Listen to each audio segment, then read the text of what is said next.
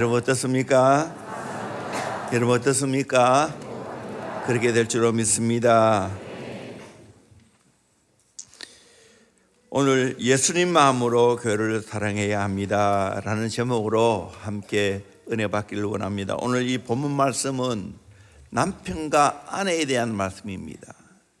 그러면서 남편과 아내의 관계를 예수님과 교회의 관계로 설명하고 있습니다. 오늘은 예수님과 교회의 관계를 말씀드립니다. 또 기회가 주어진다면 남편과 아내의 관계를 말씀을 통해 증가할 기회가 있으리라 생각합니다. 하나님이 우리에게 세 가지 기관을 주셨습니다. 하나는 가정이고 또 하나는 교회고 또 하나는 천국입니다. 가정과 교회는 미리 천국을 앞당겨서 맛보게 하는 곳입니다. 우리의 가정은 천국 같아. 우리 교회는 천국 같아. 이 소리를 저절로 나가게 해야 됩니다. 하나님은 우리가 인생을 잘 살 수 있도록 특별히 영적인 면에서 교회를 선물로 주셨습니다. 교회는 마치 엄마 품과 같습니다. 이 교회 안에서 우리 모두가 자라야 되고 보호를 받아야 되고 우리의 다음 세대들이 잘 양육받고 커가야 합니다. 성경을 통해서 가장 성전을 사랑하는 사람이 누구인가? 다윗이 아닌가 생각이 되어집니다. 다윗의 마음을 우리 한번 읽어보도록 하겠습니다. 10편 27편 4절 같이 봅니다. 시작. 내가 여호와께 바라는 한 가지 그것을 구하리니 곧 내가 내 평생에 여호와의 집에 살면서 여호와의 아름다움을 보며 그의 성전에서 사모하는 그것이라. 아멘. 다윗은 한 가지 소원밖에 없다고 했습니다. 그게 뭡니까? 하나님의 성전에서 여호와의 집에 살면서 여호와의 아름다움을 바라보며 그의 성전에서 하나님을 사모하는 것이라고. 그래서 하나님의 전에 있는 참새를 부러워할 정도입니다. 하나님의 전에 있는 문지기를 부러워할 정도입니다. 우리에게도 이 한 가지 소원, 하나님의 전에서 하나님을 바라보고 하나님을 앙망하고 사모하는 마음 가지고 살면 진짜 행복을 경험하며 살게 될 줄로 믿습니다. 그러기에 우리는 주님의 몸된 교회에 잘 심겨져야 됩니다. 하나님이 우리에게 허락하신 가정이 있는 것처럼 하나님이 허락하신 우리에게는 교회가 있다는 것을 깨달아야 됩니다. 10편 90편 12절에서 14절까지 말씀을 같이 보도록 합니다. 시작. 의인은 종려나무같이 번성하며 레바논의 백향목같이 성장하리로다. 이는 여호와의 집에 심겼으며 우리 하나님의 뜰 안에서 번성하리로다. 그는 늙어도 여전히 결실하며 진액이 풍족하고 빛이 청청하니. 아멘. 우리 의인은 여호와의 집에 심겨져야 된다라고 말하고 있습니다. 그 하나님의 집에 심겨진 의인들은 종려나무같이 번성하다. 종려나무가 얼마나 오래 자라고 얼마나 풍성한 열매를 맺습니까? 레바논의 백향목 같다라고 말합니다. 백향목은 이름 그대로 향기로운 나무입니다. 그래서 이 백향목 가지고 하나님의 성전을 지었습니다. 우리나라 소나무하고 비슷합니다. 곱게 자랍니다. 그런데 향기가 아주 아름답습니다. 그러기에 벌레가 달려들지 못합니다. 오래 갑니다. 하나님의 집에 심기고 하나님의 뜰 안에 성장하면 종려나무같이 번성하고 백향목같이 성장한다고 말하고 있습니다. 늙어도 여전히 결실하고 진액이 풍족하고 빛이 청청하다고 말하고 있습니다. 여러분, 교회 잘 심겨지면 언제나 푸른 청춘이 될 줄로 믿습니다. 언제나 상록수가 될 줄로 믿습니다. 이 은혜를 누리기를 주의 이름으로 축원합니다. 성도를 성도 되게 하는 것은 하나님의 집입니다.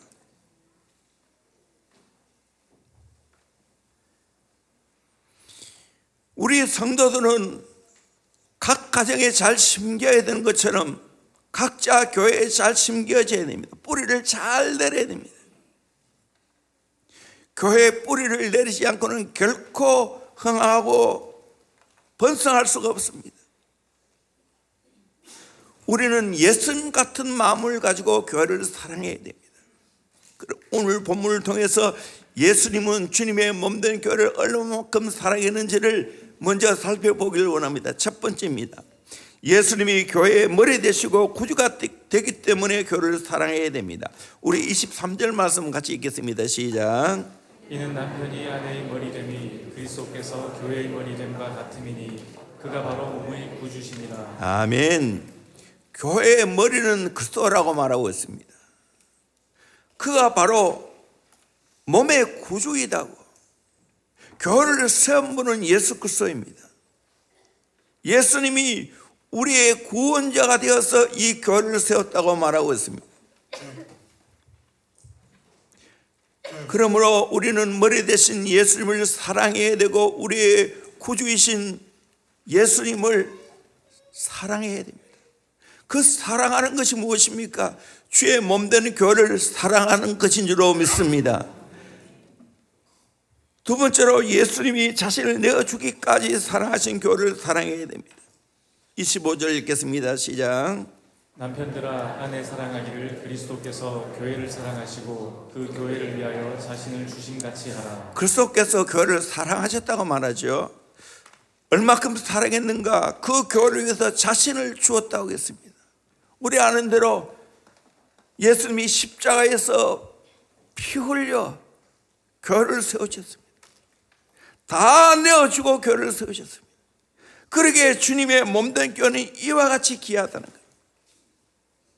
그래서 주님이 피 흘려 사신 이 교회를 사랑하는 것이 마땅한 줄로 믿습니다. 예수님 마음으로 교회를 사랑해야 될 줄로 믿습니다. 물론 이 교회는 성전을 말하는, 건물을 말하는 건 아니에요. 사람을 말하는 거예요.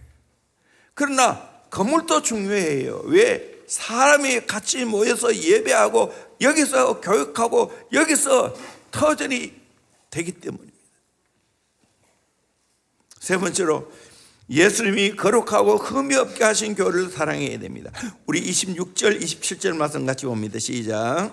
이는 곧 물로 씻어 말씀으로 깨끗하게 하사 거룩하게 하시고 자기 앞에 영광스러운 교회로 세우사 티나 주름 잡힌 것이나 이런 것들이 없이 거룩하고 흠이 없게 하려 하심이라. 주님이 자기의 몸을 내어주신 이유가 뭡니까? 피를 흘려주신 이유가 뭡니까? 우리를 깨끗하게 하기 위해서라고 말합니다. 티나 주름 잡힌 것이 없고 그러고 흠이 없게 하시라고 주님이 희생의 제물 되셨다는 거예요. 그러므로 주님의 몸된 교회는 항상 깨끗하게 보존해야 됩니다. 교회는 거룩해야 되고 교회는 영광스러워야 합니다. 영광스러운 교회를 세워서 티나 주름 잡은 것이 없도록 예수님이 자기의 피를 흘려주시고 깨끗하게 했습니다. 그렇다면 우리 모두도 우리 각자가 깨끗해야 될 줄로 믿습니다. 거룩해야 될 줄로 믿습니다. 주님의 피로 정결하게 되어지고 티나 주름 잡힌 것이 없는 깨끗한 삶을 살아가야 되고 또 우리 모두가 이 교회를 깨끗하게 보존해야 될 줄로 믿습니다. 영광스러운 교회로 함께 더불어 세워야 될 줄로 믿습니다. 네 번째로 예수님이 양육하시고 보호하신 교회를 사랑해야 됩니다. 예수님이 지금 또 교회를 양육하시고 보호하는 줄로 믿습니다. 29절 말씀 같이 봅니다. 시작. 누구든지 언제나 자기 육체를 미워하지 않고 오직 양육하여 보호하기를 그리스도께서 교회에게 함과 같이 하나니 우리는 그 몸의 지체이니라. 아멘. 여러분, 사람이 자기 육체를 미워하는 사람이 있습니까? 나름 자기 육체를 양육하고 보호합니다. 그와 같이 예수님이 우리를, 교회를 양육하고 보호했다고 말하고 있습니다. 왜냐? 교회는 예수님의 몸이고 지체이기 때문입니다. 우리는 예수님의 몸입니다. 그리고 각자 한 분 한 분이 다 예수님의 지체인 줄로 믿습니다. 그러기에 우리는 서로서로 양육하고 서로서로 보호해야 될 줄로 믿습니다. 주님이 이 교회를 양육하고 보호한 것처럼 우리도 교회를 양육하고 보호해야 됩니다. 왜? 함께 지체되었기 때문에. 그렇게 교회를 사랑할 수 있기를 주의 이름으로 축원합니다. 오늘은 제가 교회를 향한 사랑을 간증하려고 합니다. 지금까지 하나님이 저에게 주신 최고의 축복은, 최고의 은혜는 대원교회를 만난 겁니다. 그리고 오늘까지 교회를 사랑하고 교회를 섬길 수 있는 것이 나에게는 최고의 영광입니다. 최고의 축복입니다. 이 은혜를 함께 나누기를 원합니다. 사실 오늘 다른 설교를 다 준비해 놓고요, 주보에다 실었어요. 그런데 그날 밤에 놀라운 일이 일어났습니다. 목요일 밤이었습니다. 그 다음에 설교하고 이 설교하라고 밤새도록 묵상했어요. 그런 거 있잖아요. 너무 고통스럽고 너무 고민이 많아서 잠을 이루지 못하는 밤은 괴로운 밤입니다. 이 목요일의 밤은 괴로운 밤이 아니고 행복한 밤이었습니다. 내가 정말 주님의 몸된 교회를 이렇게 사랑하고 섬겼다는 것이 너무너무 내게는 행복이었습니다. 온갖 것들이 파노라마처럼 지나갔습니다. 물론 육체이기 때문에 잠 못 이루면 피곤하지요. 잠 못 자고 새벽에도 나왔을까요? 안 나왔을까요? 당연히 나왔죠. 또 스케줄이 오후 4시까지 꽉 짜여 있습니다. 다 감당했어요. 요즘 초등학생들 새벽기도 나온다고 고생이 많습니다. 여러분을 응원합니다. 여러분을 사랑합니다. 때로는 코피를 흘리는 우리 학생도 있고 두드러기도 나기도 하고 정말 힘든다는 이야기를 들었는데 참 내가 안쓰럽습니다. 그러나 여러분 이 고비를 잘 넘기시기를 주의 이름으로 축원합니다. 잘 넘겼어요. 이래서 3개월 지나면 나을 거예요. 6개월 지나면 서서히 내 몸에 이제는 루틴이 이루어질 거예요. 이제는 정말 우리 교회가 꿈을 꾸는 주 안에서 새벽형 인간이 될 줄로 확신합니다. 아멘. 그 프로젝트에 내가 들어갔기 때문에 피곤하다는 걸 알고 졸리면 자세요. 그러나 언젠가는 잠을 안 자게 되었습니다. 정말 이게 놀라운 일이에요. 저희 교회가 1977년 9월에 영대 로타리 찻집에서 시작했습니다. 그림 한번 보여주십시오. 이 사진은 다시 가서 다 찍어 온 것들입니다. 지금 명신교회라고 있죠. 저것이 우리 교회가 처음 찻집에 세워진 교회였습니다. 이 교회는 20명, 많이 들어가 25명 들어가면 꽉 차버립니다. 이 명신교회 목사님도 내가 알거든요. 명교회 집사님이었을 때 다른 교회 다니셨고 그 아이와 그 엄마는 우리 교회에 영대 로타리 될 때 나왔어요. 동번대 어떤 아들이 세월이 많이 흘러서 저기도 내가 알기로는 꽤 오랫동안 지금 저 자리에서 목사님 목회하고 있어요.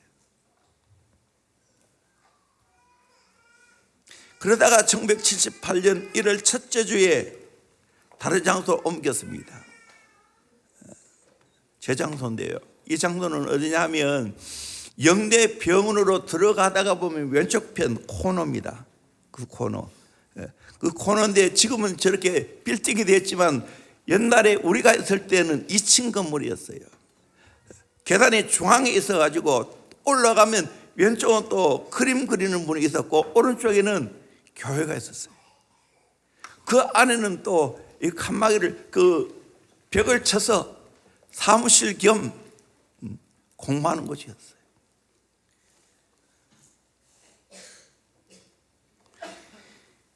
제가 이곳에서 생활을 했습니다. 교숙생 1호입니다. 갠 의자 6개를 3개씩 마주보게 하고 거기에 이불 깔고 잠을 잤어요.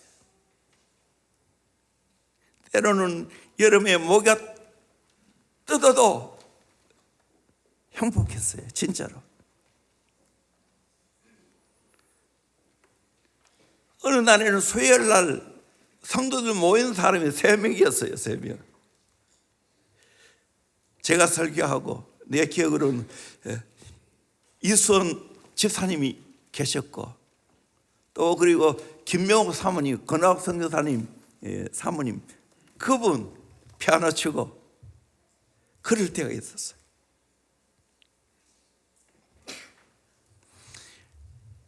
여기 있다가 1979년 3월 18일 성서 볼리동 우시장 옆에 비닐하우스에 푸른 천막을 치고 입당했습니다. 보여주세요. 저것입니다. 참 형편없죠? 땅하고 천막, 거기다가 못 날아가도록 옆에 갖다 붙여놔놓고, 저 사진에는 전순기 목사님이라고, 이분이 경북대학교 4대 영문과를 나왔는데 ROTC에서 장교로 되어가지고 계명대학교 교관으로 근무하게 되었어요. 그때 교관 하시면서 저 뒤에 같이 생활하고 이분도 한 번씩 설교도 하고 그렇게 지냈는데, 지금 목사님 되어서 안양에 목회하고 있고, 40주년인가 그때 우리 교회 오셔서 설교도 한 번 했죠. 또 그림을 보십시오. 이것은 안입니다. 안에 식사를 같이 하고 있습니다. 저를 찾아보세요. 아주 젊고 아주 야하지요. 세월이 흘러 이래 됐습니다. 또 한 번 보여주세요. 이거는 군에 있으면서 참 감사한 것은 의미 있을 때마다 하나님이 교회 나오게 했어요.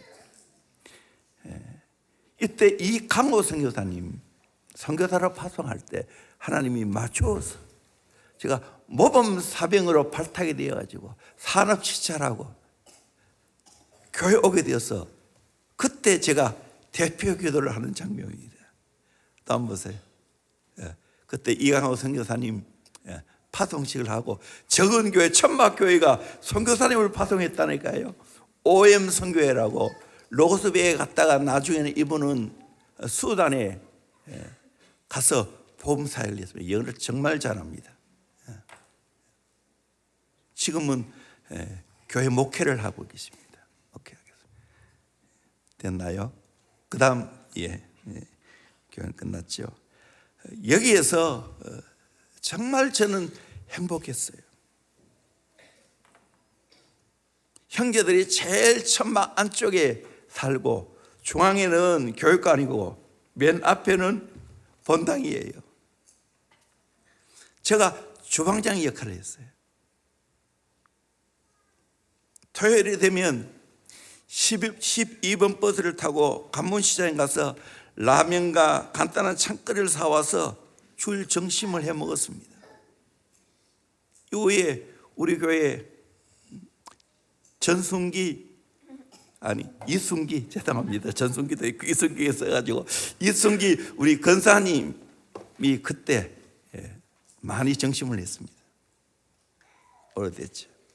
토요일 저녁마다 버스 타고 교동시장 입구 아시아소리사 앞에서 또 대구백화점 앞에서 무선 마이크 코스모스 전도단을 찍혀 있는 그걸 가지고 복음을 전했어요. 주 예수를 믿으라 그리하면 너와 내 집이 구원을 얻는다고, 하나님이 세상을 이처럼 사랑하다 독생자를 주셔서 이런 죄를 믿는 자마다 멸망치 않고 영생을 얻는다고 제가 외쳤어요. 많은 우리 형제들도 외치고, 그리고 전도지를 나눠주고, 그거 헛되지 않았어요. 그때 전도 받고 온 분이 이태숙 기사님이라고, 우리 교회 지금은 다른 곳에 가셨지만 저 처남입니다. 이재경 장로님 부인이 되었어요.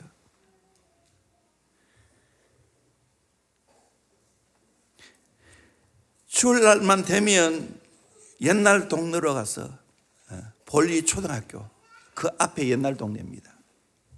열심히 노방전도를 하면서 아이를 데려와서 주일학교를 했습니다. 잊을 수 없는 한 사건은 초겨울이었는데 잠을 자다가 그 당시에는 전부 그 일대 섭주까지 다 논이었습니다. 지금은 전부 아파트지만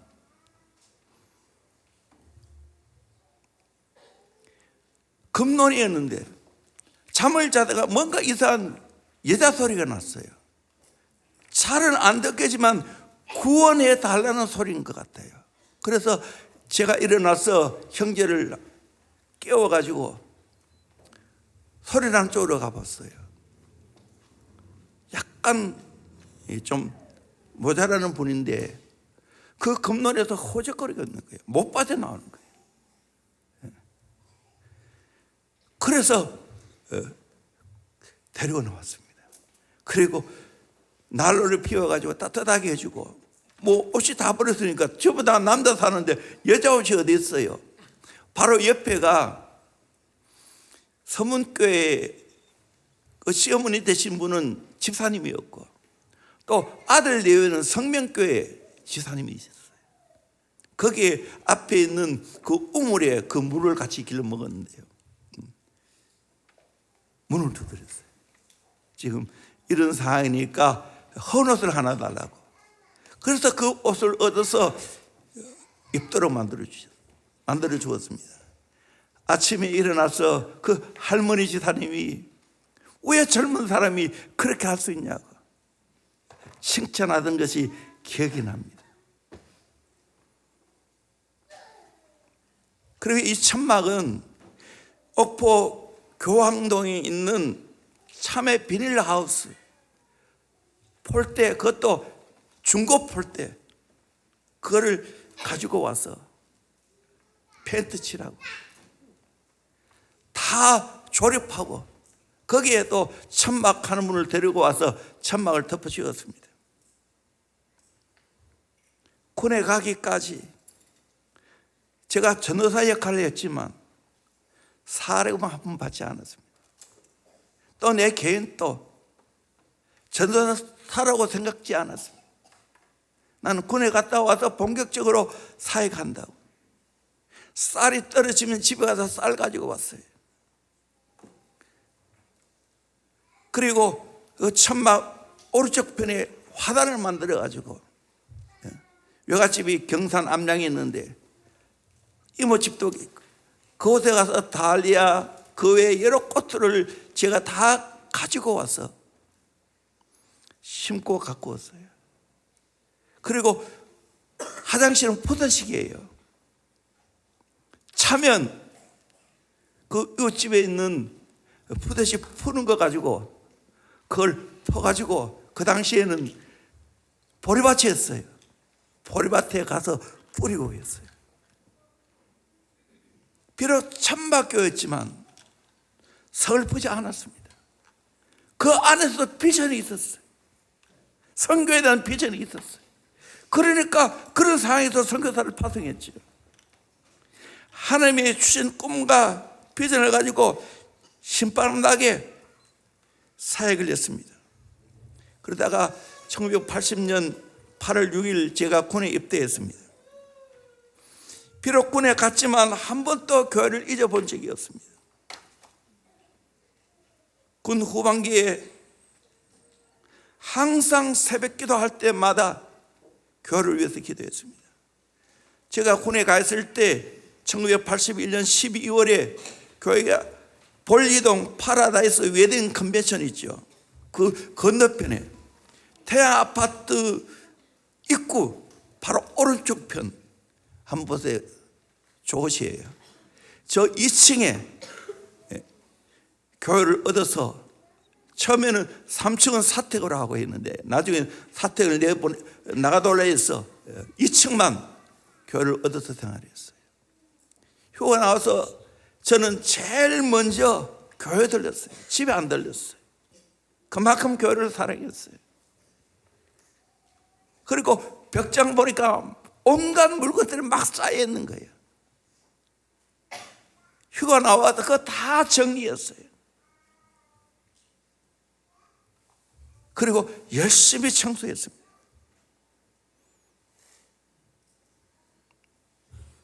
그러다가 1983년 4월 17일 군에 전역하고 정식으로 교육전사로 임명받았습니다. 그때 사례금이 15만 원이었습니다. 그러다가 교회가 영대 로타리로 옮겨갔습니다. 사진을 찍어 왔는데 저것은 잠시 영대 로타리 옆에 제일 빌딩이라고 저 2층인가 3층인가 교육관으로 사용했는 겁니다. 그리고 그 당시에 3층 건물에 2층, 3층을 2층에는 우리 조성래 목사님 사택도 있기도 하고 교육관 하기도 하고 거기에 베델 성경원도 하고 집사람이 그 베델 성경원에 교사였습니다. 그리고 3층에 교회가 있었어요. 지금은 찍어는 왔는데 보여줄 수가 없어요. 왜냐하면 불교 유치원이 되어 있고 그 주위가 다 공장하고 다 이 불교 모든 것들로 다 바뀌어졌어요. 그래도 거기서 제가 결혼을 했습니다.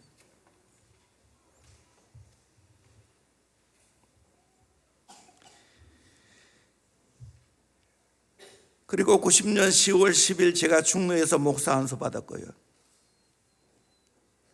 그때 교회가 꿈을 꿨어요. 성전을 건축하자고. 그래서 같이 성전을 건축하는 것이 무엇이냐 하면 대명 유치원이라고요.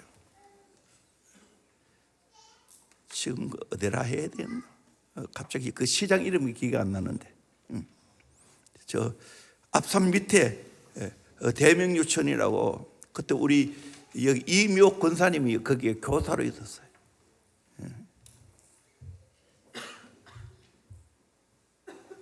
그것을 우리 교회가 구입을 했어요.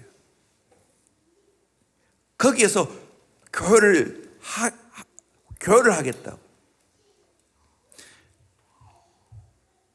그런데 계약금은 줬는데 차이는 모르겠는데 중도금, 막대금을 지불할 수 있는 형편은 못 됐어요. 그때 아마 조선의 목사님 엄청 힘들었을 거예요. 결국에는 다시 그분이 이제 그러면 안 파는 조건을 해서 다시 가져갔어요. 그때 뭐 계약금은 받았는지 안 받았는지 그것도 제가 잘 모르겠어요. 이것으로 인해서 우리 교회가 건축이라 하면 노러지 그럴 정도였어요. 그러다가 우리 조성래 목사님은 젊은이 사에게 비전을 가지고 삼도봉 예수마을로 가셨습니다. 그 사이에 삼덕동과 봉덕동에 있는 제1예수마을, 제2예수마을에서 임시로 예배를 드렸습니다. 새벽기도를 들을 수 없으니까 서부주시장 앞에 누가 한의원, 지금은 뭐 그게 옮겨갔으니까 거기서 로비에서 돗자리 펴놓고 새벽기도를 드렸어요. 그것도 한참 꽤 오래 드렸어요. 그러는 중에 대구은행 옆 건물 2층 한번 보여주십시오. 저 건물인데요, 앞산 내거리 대구은행 바로 옆에 작은 건물입니다. 2층에 한 34평쯤 되었어요. 저것을 얻어서 예배를 드리게 됐는데 삼봉 예수 마을에 있는 모든 성전 기구를 다시 이곳에 가져오고 다시 이 앞에 있는 강대상도 만들고 밤늦도록 기쁜 마음으로 그렇게 꾸몄어요. 그런데 이 건물 얻었는데 보증금 1,000만 원에 지금 기억하기로는 월 56만 원인가 그렇게 됐는데 보조금 1,000만 원을 줄 돈이 없는 거예요. 그걸 말할 그 당시에는 길이 없어요. 그때 감사한 것은 박건영 지사님이 여기 아신 분이 많이 있을 거예요.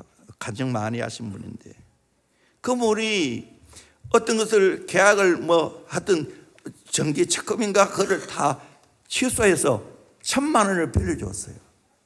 그때는 초신자였는데 너무 감사했죠. 너무 귀하고요. 그래서 이 건물에 예배를 드렸어요. 여기서 마음껏 예수의 기도도 할 수 있고 얼마나 감사한지 몰라요. 그때 박건우 선생님 이거 우리 교회에 빌려주고요. 엄청난 축복 받았어요.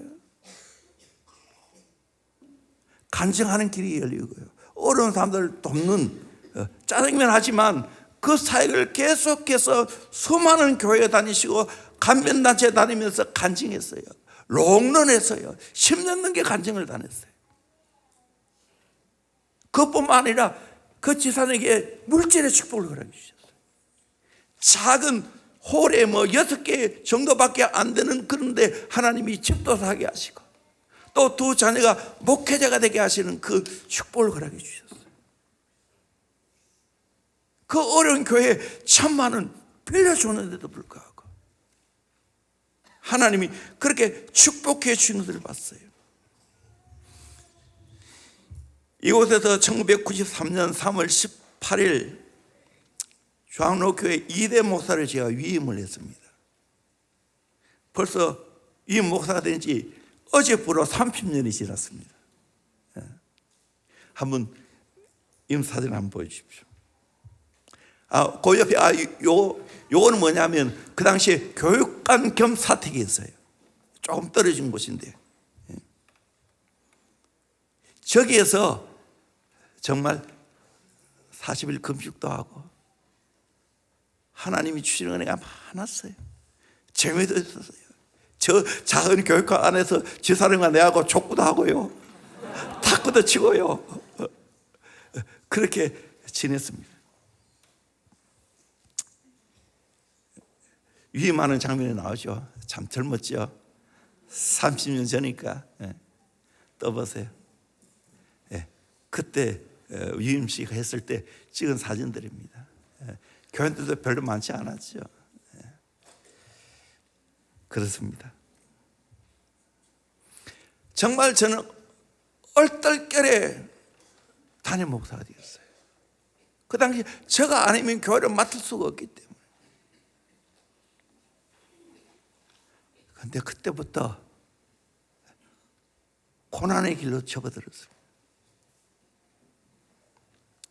건축하다가 뜻대로 안 되니까 전임자에게 돌렸던 그 모든 화살이 다시 저에게 돌아왔어요. 그 당시 저 나이 또래 젊은 지사님이 교회 주축이 되었는데 저도 이들을 향한 나이도 비슷하고 사랑과 기도가 넘쳤습니다. 어떻게 하면 이분들과 함께 동력해 올까 꿈을 꾸고 힘을 썼지만 한계가 있었어요. 부교육자가 담임 목사라고 하니까 영적인 리더십에 한계가 있었어요. 주일 예배가 끝나면 이들은 돌아가면서 함께 모여 점심 식사를 하고 오후 시간이 되면 또 맞춰옵니다. 담임 목사하고 관계보다는 이들끼리 관계가 너무 가까운 거예요. 여러분 아무리 교인들끼리 가까워도 담임 목사하고 보다 더 가까우면 안 됩니다. 내가 경고합니다. 여러분 아무리 목자하고 가까워도 담임 목사하고 더 가까우면 안 됩니다. 내 양 생각하면 큰일 납니다. 앞으로 저 후임으로 와도 마찬가지입니다. 여러분 교인들 아무리 가까워도 하나님이 세우신 주의 종보다 가까울 수 없습니다. 아멘. 그러면 문제 생깁니다. 그 사이에 끼들면 안 됩니다. 하나님 그렇게 영적인 질서를 허락해 주셨어요. 내가 얼마나 힘들었겠어요. 그거 한번 깨워보려고요. 개인적으로 신방도 가고요. 천하도 하고요. 이렇게 저렇게 했지만 뜻대로 안 됐어요. 모이면 긍정보다는 부정이 더 많으니까 차라리 이럴 바에 구역 예배를 안 드는 것이 낫겠다 해서 2년 3년간 구역 예배를 안 드렸어요.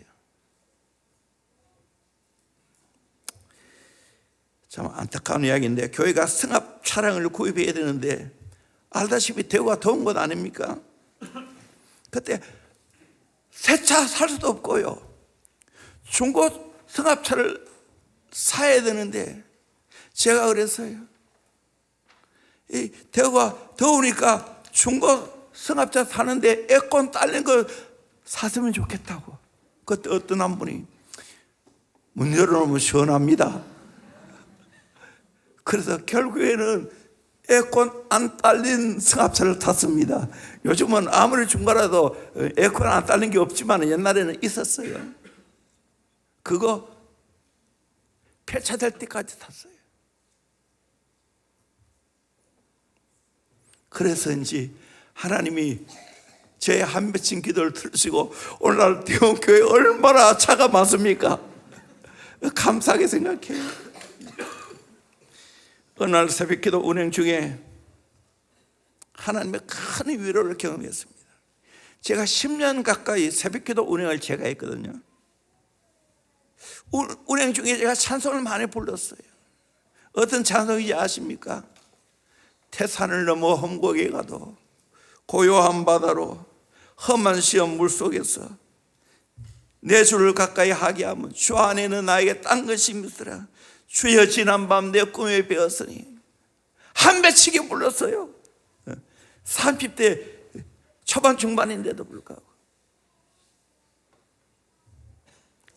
그날 또 새벽기도 운행하면서 저 중리동으로 그렇게 우리 지사님을 태워 올라고 내려가는데 찬송 부르다가 나도 모르게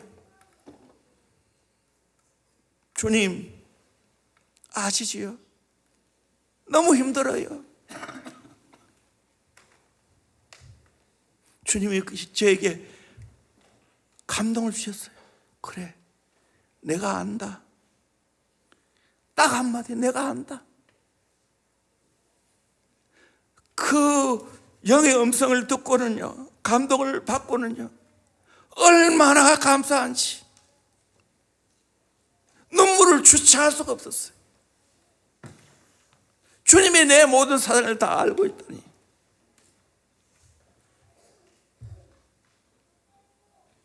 그 위로가 지금 내가 겪고 있는 모든 고통은 아무것도 아니었어요. 주님이 다 아는데 주님이 책임져 주시겠지.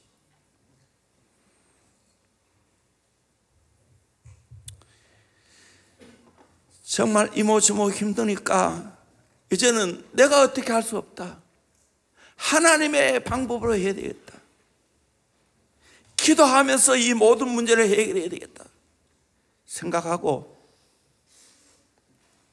3년 동안 강단 위에 이부자를 펴놓고 자면서 기도했습니다. 집에 잔 거 열흘도 안 될 거예요. 그리고 또 간 결단을 했습니다. 집사람과 의논하면서 40일 금식 기도를 작정했습니다. 기도원을 가지 않고 강단을 지키면서 금식했어요.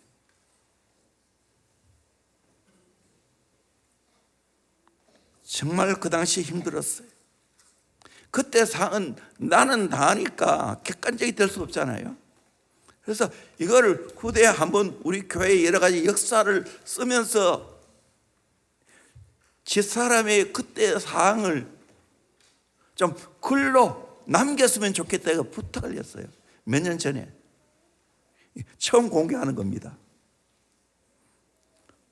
사선을 넘어 부활의 능력으로 집사람이 글을 지금부터 읽겠습니다.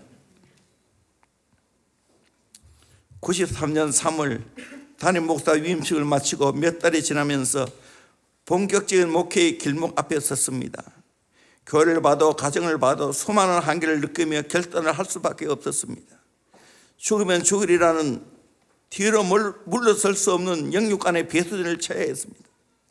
목사님은 목숨까지 내려놓고 장기 40일 금식을 선포하고 주님 앞에 섰습니다. 교회 내에서도 하나 되지 못하고 얼음이 많을 때라 금식기도원에 가서 할 수 없어 교회에서 강단을 지키며 금식하기로 결단을 했습니다. 저도 힘을 보태야 했기에 하루에 반 공기 정도의 최소한의 식사를 하면서 목사님을 케어했습니다. 이때 우리 교회 장로님으로 계시다가 시골교회에 목회하신 최용주 목사님의 아들이 초등학교 테니스 선수였는데 우리 집에 기거했습니다. 매일 식사를 고단백으로 해야 하기에 집에서 금식하는 목사님에게는 또 다른 고통이었습니다. 이 아들이 지금은 목사가 되어서 부목교회 부목사로 와 있더라고요. 그럼에도 불구하고 이 영적인 산을 넘어야 하고 넘어야 하는 당위성이 있기에 뒤로 물러설 수가 없었습니다. 금식 28일까지는 설교, 운전, 기도원, 산기도, 인도 등 모두를 감당했습니다. 그러다가 30일이 넘어가면서 사탄의 공격도 만만치 않았습니다. 목사님도 몸져 누웠습니다. 그 사탄의 공격은 여기서는 성장합니다. 덕을 세워야 하기 때문에 30일이 지날 때 한 모금씩 마시는 물을 넘기면 곧바로 토하여 올렸습니다. 그러다 노란 위액을 짜내어 토하기 시작했습니다. 33일부터는 장에서 짜내는 금푸른 액체를 오리는데 물은 한 모금 마시면 2, 3배로 토하니까 체액을 다 짜내는 것 같았습니다. 소변도 볼 수가 없었습니다. 2, 3일이 지나며 배가 아프다고 복통을 호소했습니다. 이때 이동하 장로님께서 그 당시 경대병원에서 수련 일을 하고 계실 때라 너무나 피곤하신 것 알지만 염치 불구하고 와서 진찰을 좀 해달라고 부탁을 드렸습니다. 청진기로 진찰 결과 장에서 일정한 맥이 뛰는 것이 일반적인데 아예 멈추고 들리지 않는다고 했습니다. 사람의 장기가 늘 일정하게 리듬으로 뛰는데 한번 멈추면 다시 정상으로 회복하는데 전체 장기가 톱니바퀴처럼 연동식으로 돌아가기에 오래 걸린다고 하였습니다. 의사로서 소견은 병원 응급실로 가셔야 할 것 같다. 이대로 가면 큰일 날 수 있다고 하였습니다. 장로님께서 가시고 그날 밤 목사님은 배 통증으로 밤새 못 주무시고 앓으셨습니다. 이튿날 아침 병원 가야겠다고 생각이 들었습니다. 이 기도를 하게 하실 때는 하나님의 뜻이 있을 텐데 하나님께 5분 더 기도하고 결정하기로 했습니다. 둘이서 손을 잡고 기도하는데 어디선가 강력한 박은 기도의 목소리가 내 귀를 때렸습니다. 고개 들어보는데 제 옆에서 또 다른 내가 기도하고 있었습니다. 엎드려 있다 고개 들며 제 안에서 영혼의 찬양이 터져 나왔습니다. 주 안에 있는 나에게 딴 것이 있으라. 십자가 밑에 나아가 내 집을 풀었네. 주님을 찬송하면서 할렐루야 할렐루야. 내 앞길 멀고 험해도 나 주님만 따라가리. 목사님도 따라 불렀습니다. 4절까지 다 부르고 또다시 4절까지 불렀는데 지금까지 불러보지 못했던 영혼의 찬양을 두세 번 불렀습니다. 정신이 순간 번쩍 들었습니다. 참 병원 가기로 했잖아. 시계를 보니 한두 시간이 훌쩍 지나갔습니다. 목사님께 좀 어때요? 물었더니 통증이 좀 가라앉았다고 하였습니다. 그리고 잠시 꿀잠을 잤다고 했습니다. 목이 마르다 하여서 물을 조심스럽게 들었더니 삼키고 토하지 않았습니다. 그냥 지낼만 하다고 하였습니다. 돌아나와 하나님 앞에 혼자 기도드렸습니다.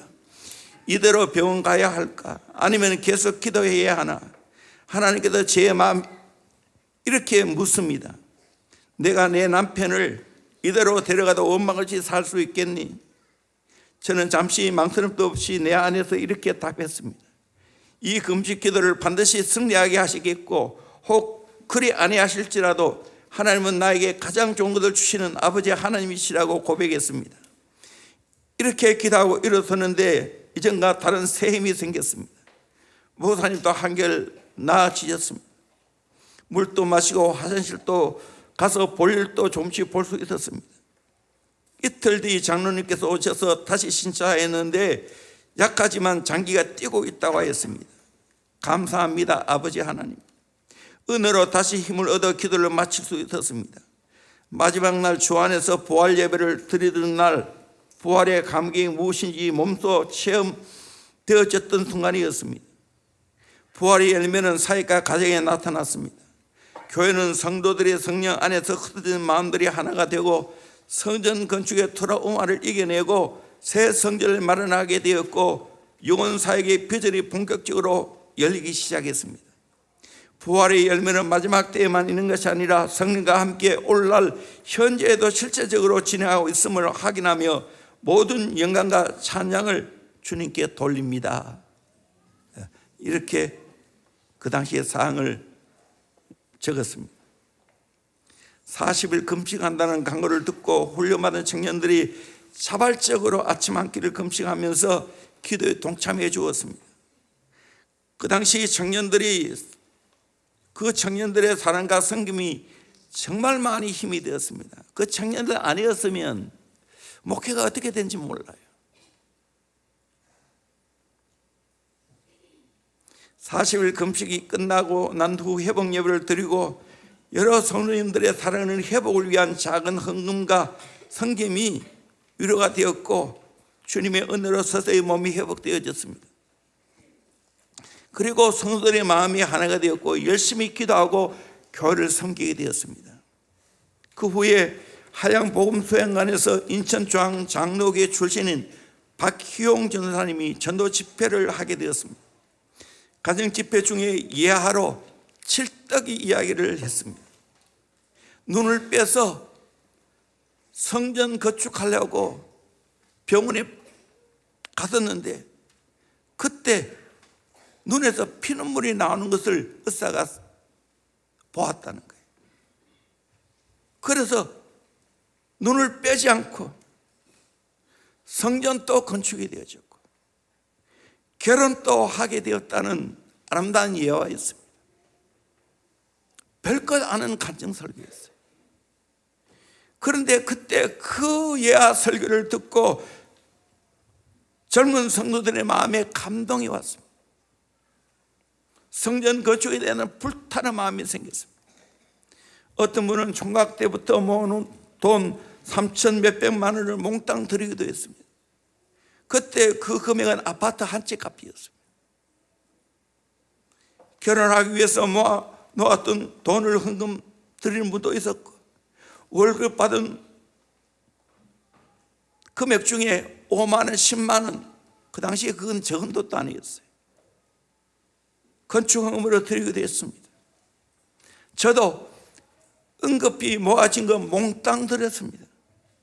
그리고 외부에 들어오는 모든 돈 몽땅 수년 동안 그렇게 하늘 앞에 바쳤습니다. 그래서 드디어 대명구동 대덕시장 밑에 건물 지하 65평, 1층 45평, 2층 45평 그 건물에 입당하게 되었습니다.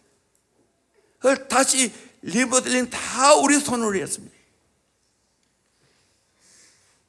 정말 꿈만 같았습니다. 19년 동안 떠돌이 생활하다가 작은 비록 건물이었지만 내 교회가 생겼습니다. 그래서 저는 정말 내려갈 때마다 벽돌을 어루만지면서 이렇게 마음껏 기도할 수 있는 것이 있어서 너무 좋았습니다. 그것은 영적으로 정말 안 좋은 것입니다. 안전한 꼴입니다.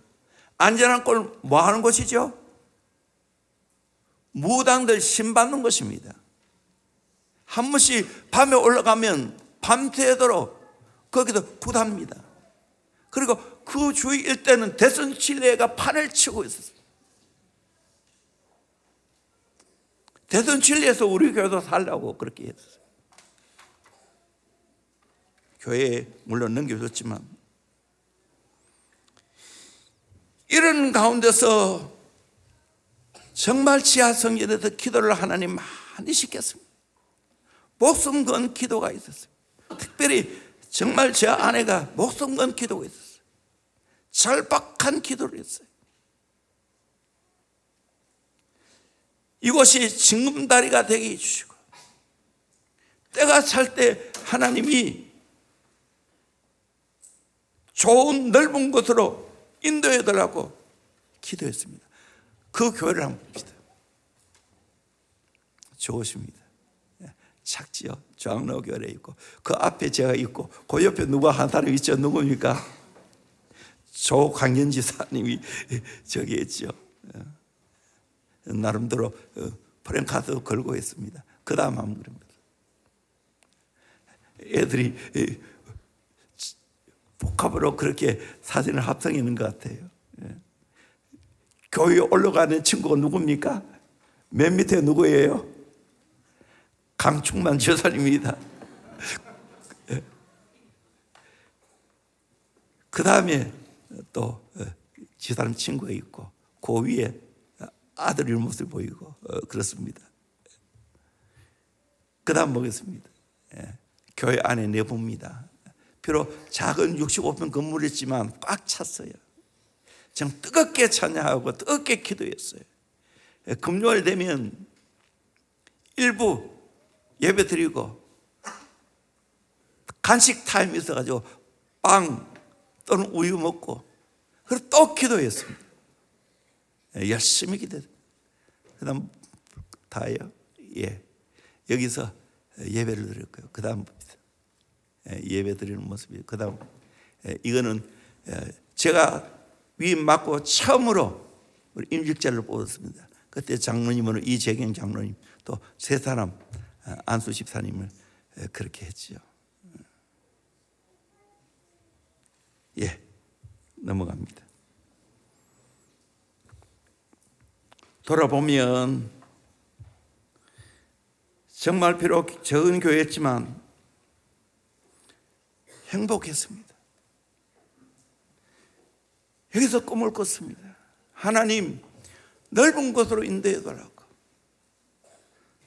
3억 2,500 주고 저 건물을 구입했는데 빚이 다 끝났어요. 이제 모아놓은 돈이 없어요. 근데 꿈을 꾸고 저 지산동부터 시작해서 월배까지 그 당시에는 뭐 저하고 집 사람이 그걸 할 수밖에 없었어요. 교인들이 다 젊으니까 뺑뺑이 돌다가 이곳을 보게 됐어요. 이곳을. 다 이 건물 이 터는 607평인데 앞에는 어린이 공원이 이렇게 잘려 들어가서 쓸모가 없는 땅이었어요. 근데 그 땅이 한 손 넘어갔어요. 그래서 이 땅을 붙들어야 되겠다 생각하고 한 손 넘어가는 사람들에게 돈 얼마 주고 넘겨받았어요. 그때 이 땅값이 얼마인지 아십니까? 평당 130만 원. 그래도 우리에게는 적은 동안에 약 8억이 됐으니까요. 그리고 이 교회 지어야 되잖아요. 그때 당시만 해도 이거 2층으로 지으려 했을 때 제가 볼 때 아무리 해도 여기에 다 끝까지 올렸으면 좋겠다. 법정적으로 올릴 수 있는 데까지 올렸으면 좋겠다 생각했는데 그 당시에 우리 교인들의 믿음이 없었어요. 그만큼 안 됐어요. 그래서 저는 양보하고 아직 우리 교인들의 믿음이 성장하면 앞으로 더 좋은 거 주시겠다고.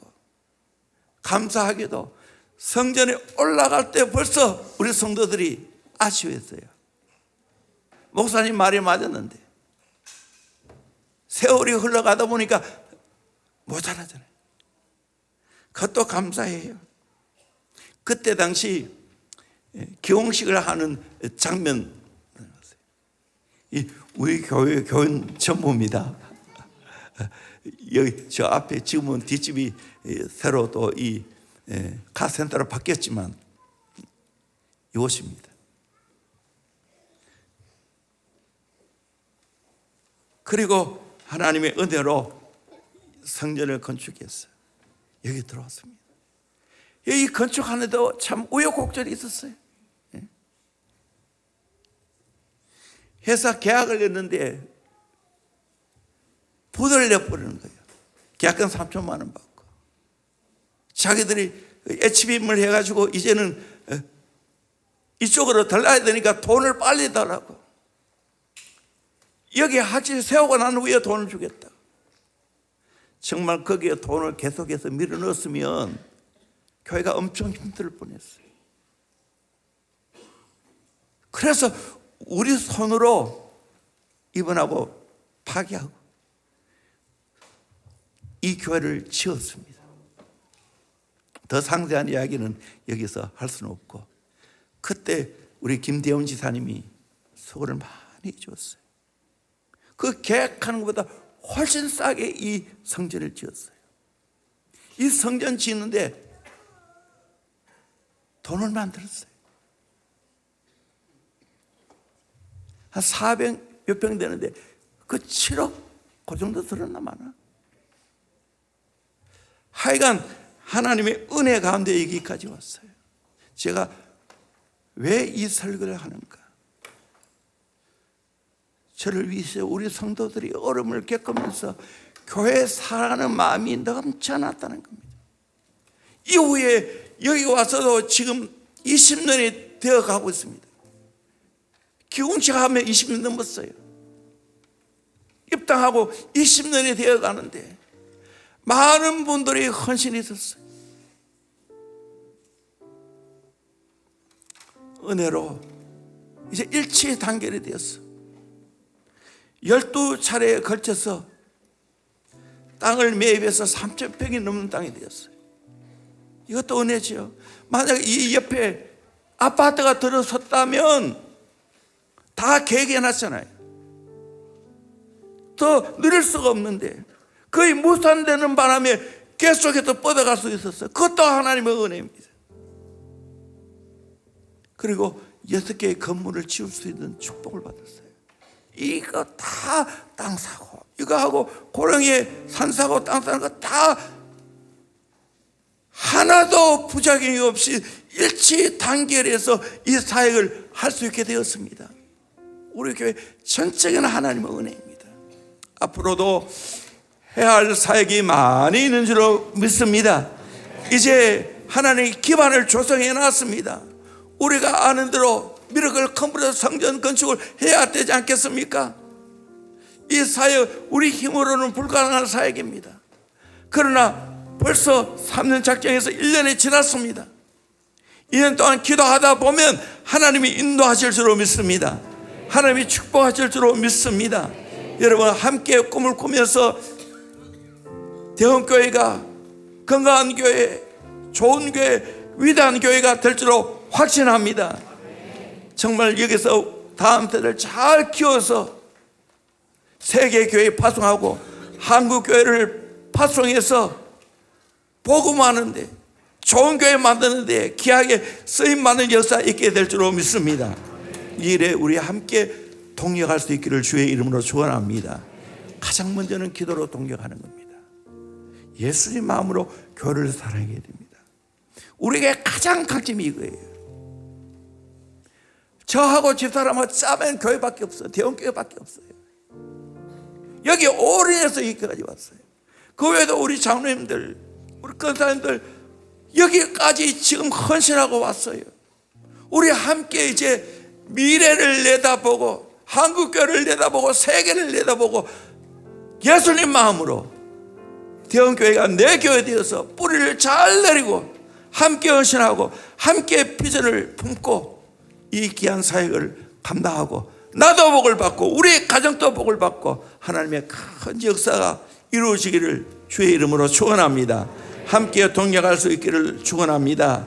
찬양하겠습니다. 내 주의 나라